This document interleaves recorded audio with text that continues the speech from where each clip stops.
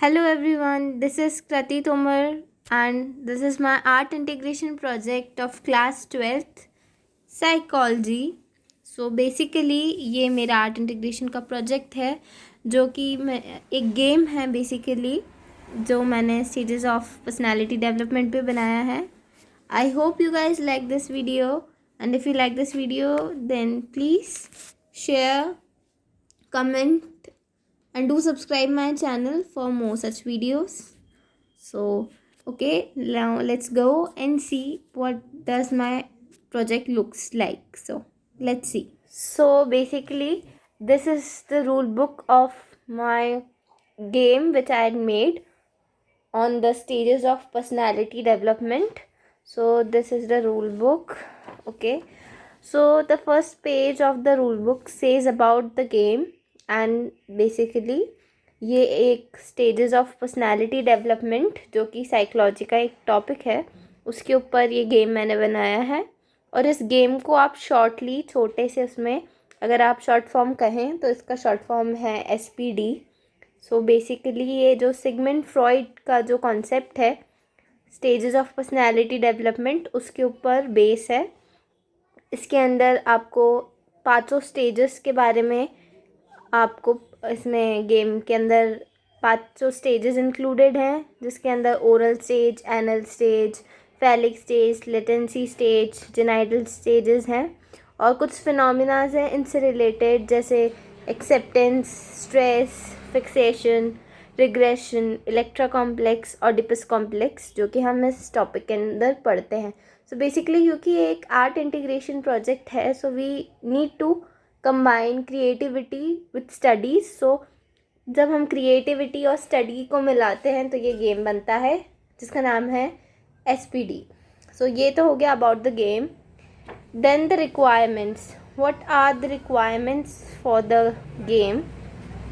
So basically this game require 1 dice.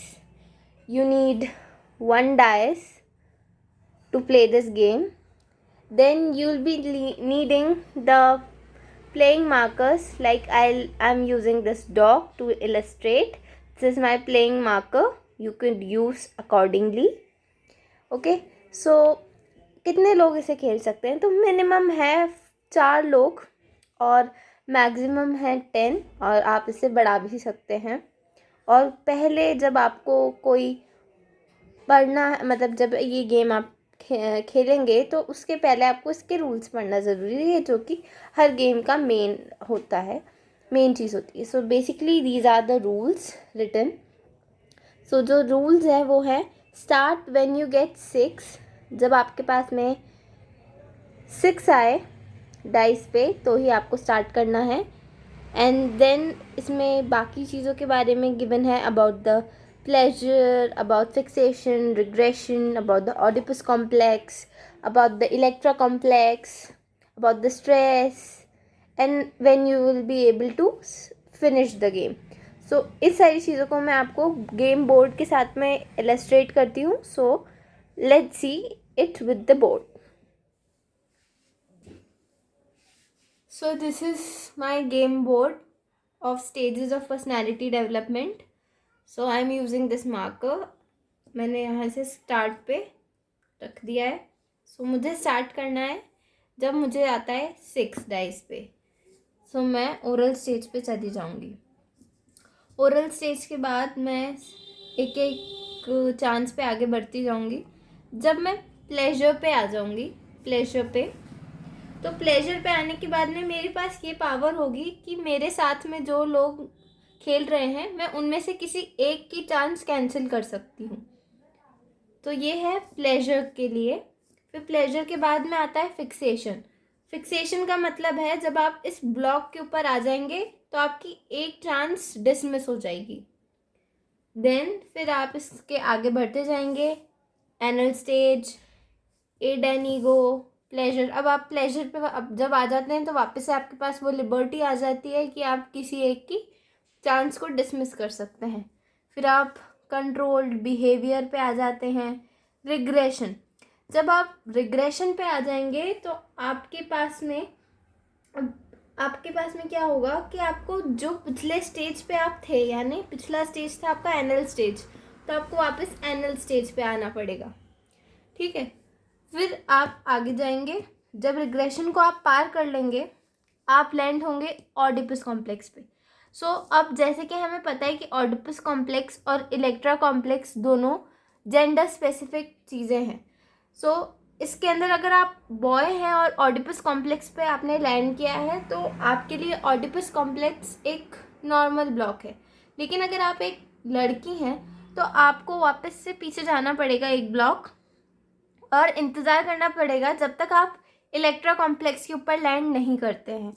यही same चीज़ लागू होती है इलेक्ट्रा कॉम्प्लेक्स के लिए कि अगर आप एक बॉय हैं और इलेक्ट्रा कॉम्प्लेक्स के ऊपर लैंड कर गए हैं तो आपको वापस से जाना पड़ेगा ऑडिपस कॉम्प्लेक्स पे, और जब तक आप इलेक्ट्रा कॉम्प्लेक्स के आगे नहीं चले जाते आप वहीं रह जाएंगे।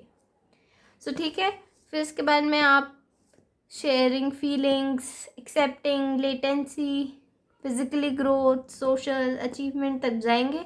फिर रिग्रेशन आ जाता है, एंड रिग्रेशन में आपको वही है कि आपको वापस पिछले स्टेज पे जाना है जो कि है लेटेंसी स्टेज। फिर आप वापस से इसको पार करेंगे एंड आप आएंगे जेनाइटल स्टेज पे, मैच्योरिटी पे, साइकोसेक्सुअल डेवलपमेंट पे। एंड जब आप स्ट्रेस के ऊपर लैंड करेंगे तो आपकी 3 चांसेस डिसमिस हो जाएंगी। फिर 3 चांसेस के बाद में आप 4 चांसेस पे आएंगे फिक्सेशन पे, वापस इधर फिक्सेशन पे फिर से आपकी 1 चांस डिसमिस हो जाएगी। और जब आप इस पूरे पाथ को कवर करके पर्सनैलिटी डेवलप्ड के एक बॉक्स पे आएंगे तो आपका ये पूरा जो गेम है कंप्लीट हो जाएगा। बस आपको फिर उसके बाद में एक और पॉइंट चाहिए स्टार्ट पे आने के लिए, और फिर आप ये पूरा गेम कंप्लीट कर लेंगे, और जो ये गेम ऐसे सबसे पहले कंप्लीट करेगा वो इसका विनर होगा।